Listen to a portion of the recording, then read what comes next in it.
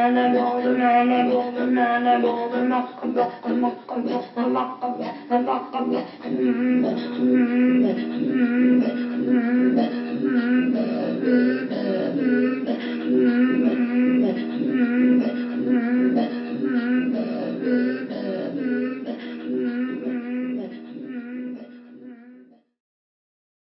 work has involved several different lines that are related in a variety of ways, but let me begin with talking about perhaps what is the oldest line of work, which has to do with bodily expressions of distress, with philosophically with sort of mind-body problems, how those relate with psychosomatics, and with what's come to be framed as the question of cultural idioms of distress.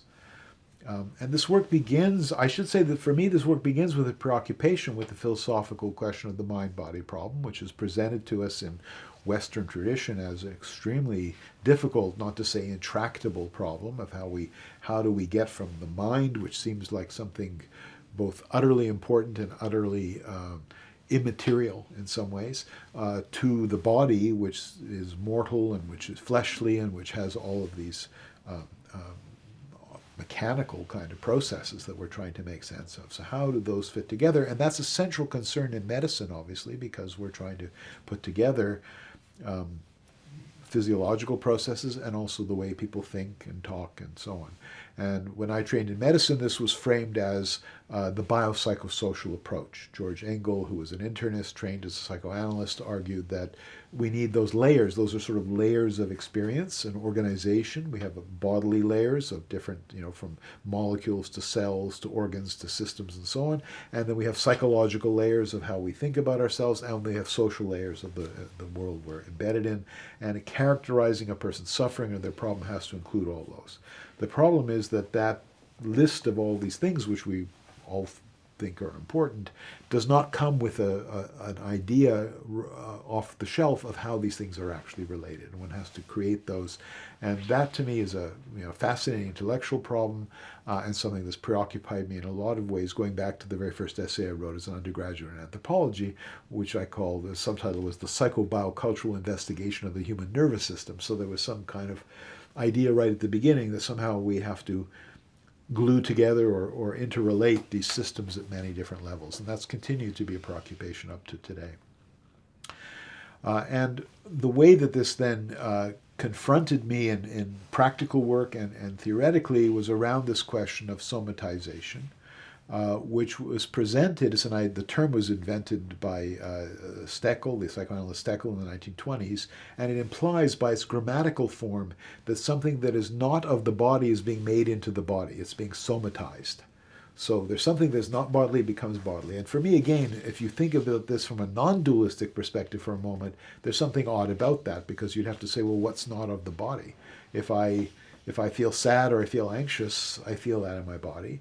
If I think, I'm presumably using my brain to think. So it's not entirely clear what is of the body, what's not of the body. It may make some sense phenomenologically, but it doesn't make a lot of sense in a sort of biological systems view, that instead these things have to be woven together. And moreover, the assumption that came from psychoanalysis that either you experience or express suffering in emotional terms or psychological terms, or you experience it in bodily terms, was pretty clearly not the case when you start looking around, because it seems not like an or, but a both and.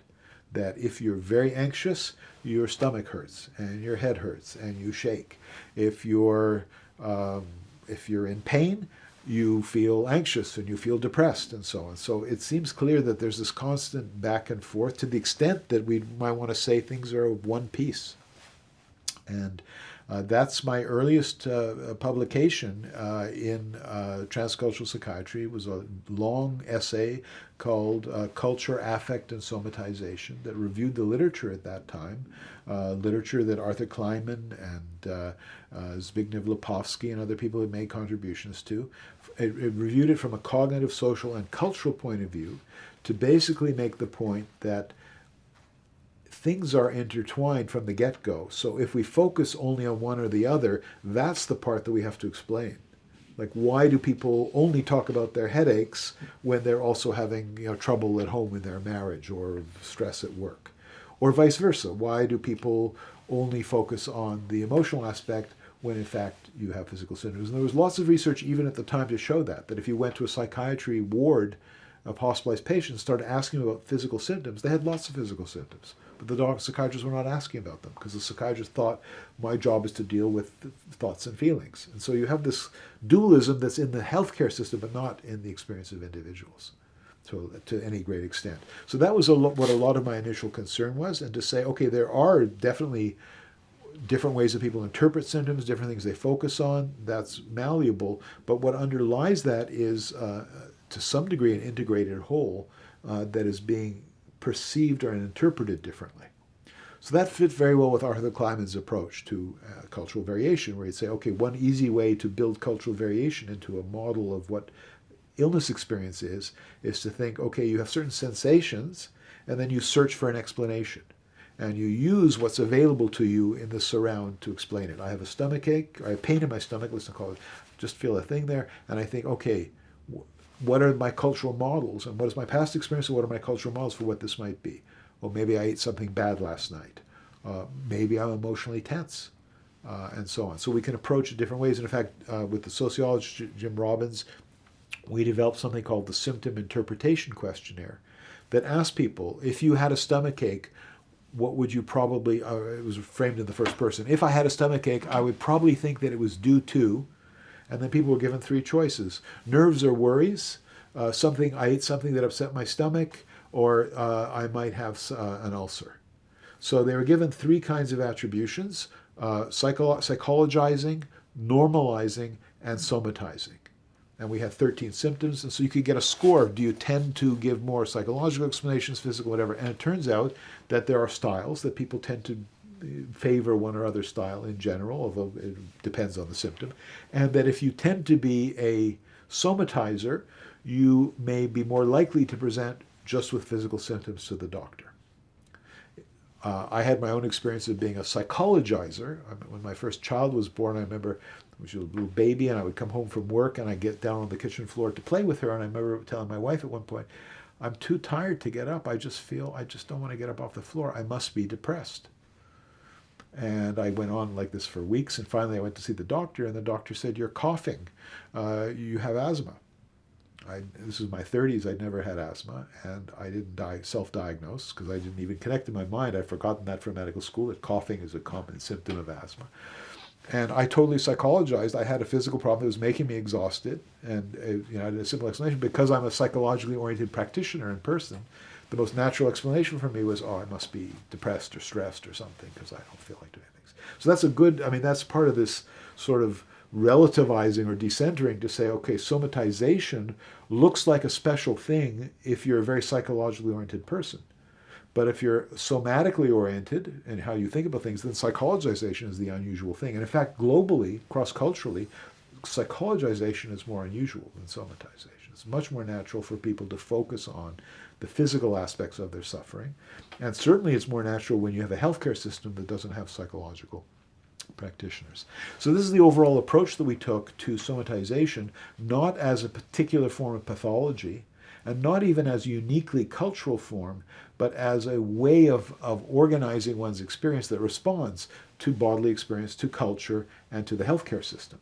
And so we ended up doing a large study in Montreal because, again, the cross-cultural work that Kleiman and others were doing was comparing, we'll go look at people in Taiwan, in rural Taiwan, seeing healers, and our implicit comparison is to people in Boston, Massachusetts, going to one of the Harvard medical centers. So yes, there's cultural differences, but everything's different. This is a point Clifford Geertz made years ago. When you compare two cultures, it's not like an experiment where you say, we'll make two exactly similar situations and we'll just change one thing, and if the outcome's different, we know it's due to that one thing that we changed. And he said, cultures are kind of the opposite. Everything's different.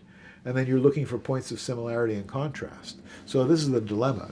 And so we said, what happens if we look at people in one neighborhood in Montreal who have access to medical care and mental health care because of our healthcare system, but who are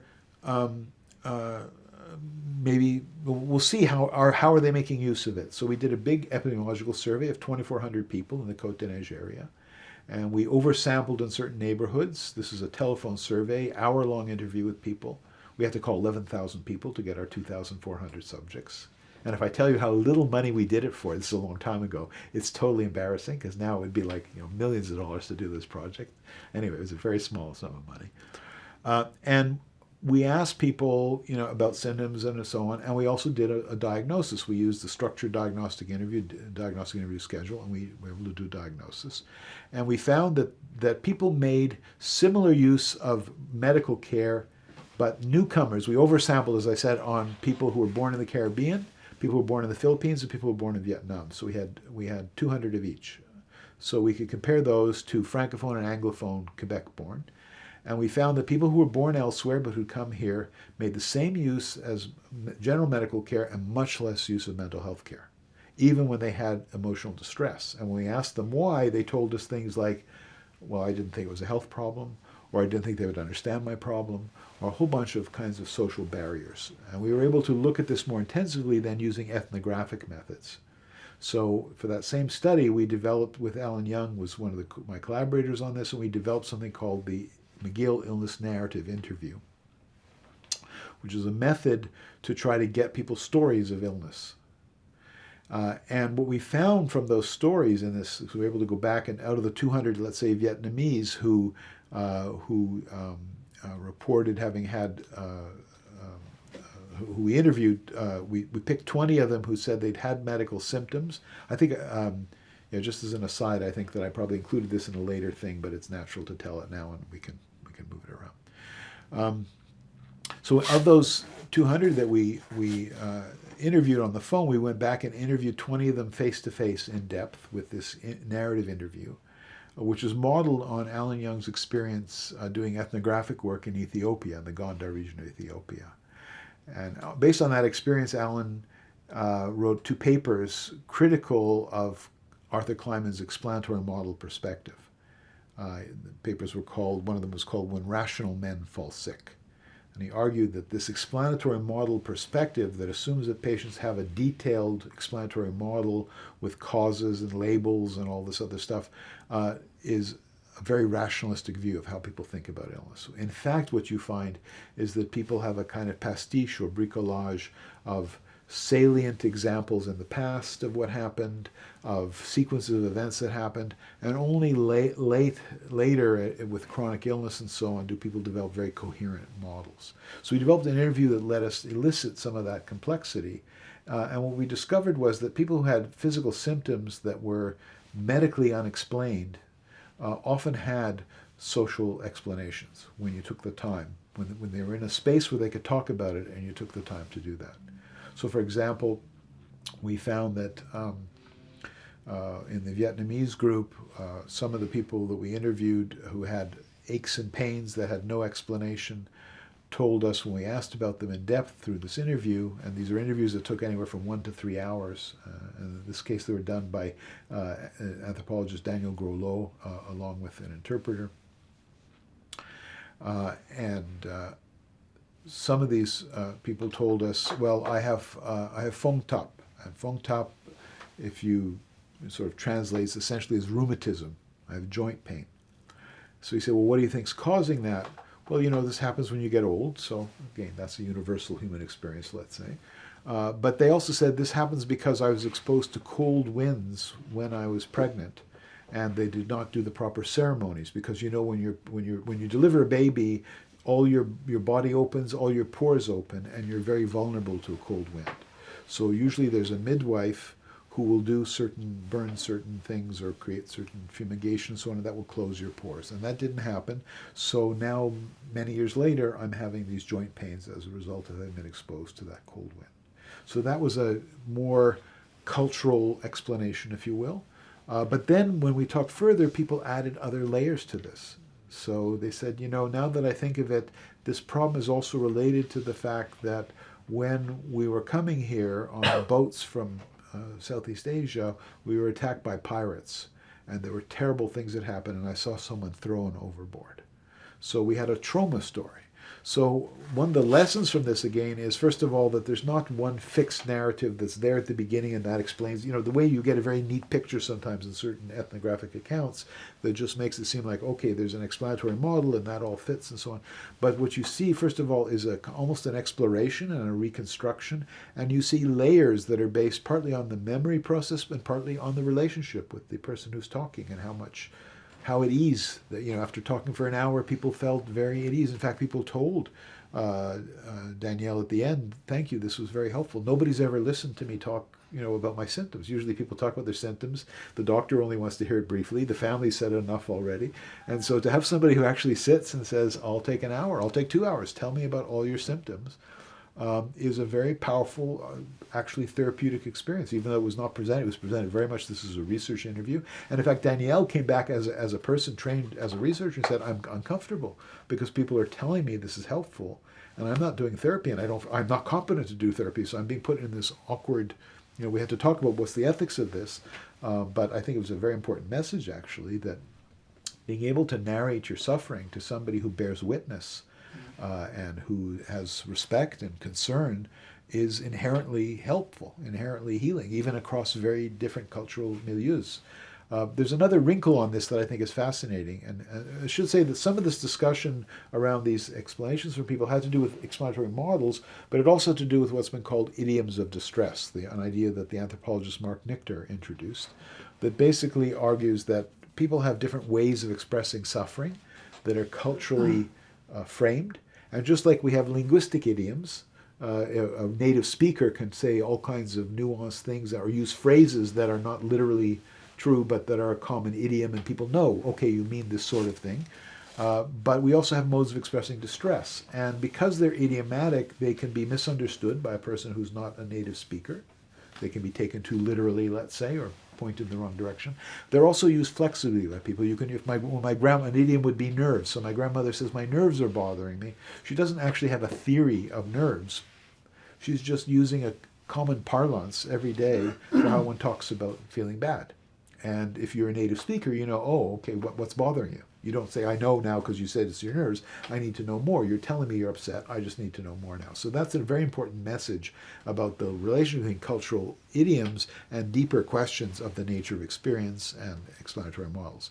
But I'm mentioning that now because the other interesting thing that came out of this study with Vietnamese migrants in Montreal was one of the other symptoms that several people, or explanations that several people offered for their symptoms, was they said they had Wat Wook, which I don't pronounce these things at all properly. I don't speak any Vietnamese, but in the dictionary this translates as indignation.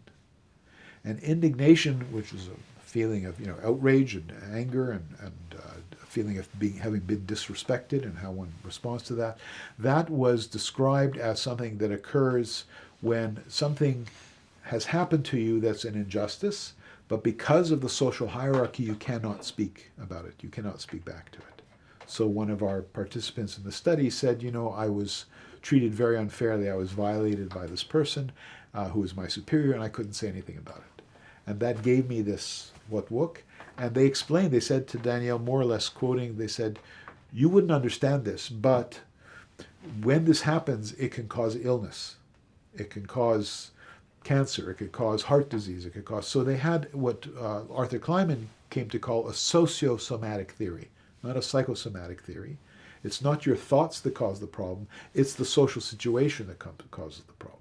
So it's like this link, there is this mediation, I guess, of this sense of indignation, but there's this notion that this can actually be transformed into the body.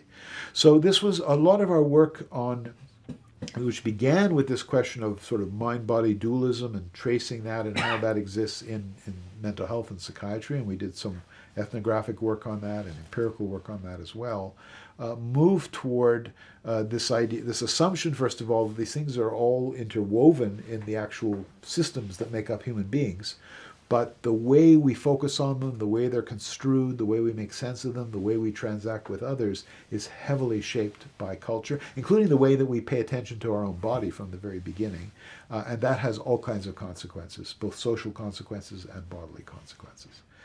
So that, for me, has been a a strand through all my work that has worked to address this mind-body problem, soi-disant, and in a way that I think leads toward a much richer picture, really, of what's going on. And the latest version of this that we're involved with, that I'll talk about more later, is trying to elaborate eco-social theory. The social epidemiologist Nancy Krieger has adopted the term eco-social to refer to how the environment gets under the skin. You know, that we're in a social world, we experience poverty, we experience racism. These have a physiological effects on us, and we want to understand that process.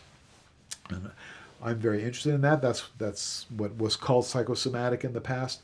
But the focus on somatization is not at that level totally. It's also at the level of discourse, at the level of self-understanding, at the level of self-construal. And the point is that has its own consequences, its own impact. Not independently, it also affects how we deal with things, whether we go for help, whether we think, if you feel a pain and you think this pain is something that's going to kill me, you're going to experience it very differently than if you feel a pain and think, it's no big deal, it's going to go away. And that depends on, you know, both your past experience, but also what's available to you in the social world. So trying to unpack this process of what goes on in symptom experience has been one way to address this mind-body kind of dualism in psychiatry and in our culture at large, and understand whether there are ways past that. I think one implication in a larger sense is that there are aspects of mind-body dualism that are universal because they're grounded in existential realities. We are mortal, our bodies get sick and injured and decay and die. In our imagination, we can think that we're immortal. We can extend ourselves into an imaginary future. So there's some kind of tension there. There's also a tension between the things I have control over and the things I don't have control over. So I have agency over some things and other things I can't do anything about. So these are basic existential, if you will, dualisms of human experience that get projected onto an ontology of body and mind. And so Michael Lambeck, the anthropologist Michael Lambeck, has made the point that at that broad level, that kind of dualism is universal. People everywhere will recognize there are things that are of imagination or something like that. There are things that are immutable. There are things that I have control over, the things that I don't. There are things that, you know, and these are important distinctions for people in some ways. But the way that they line up in our culture and biomedicine is very particular and has a lot of difficult consequences for people.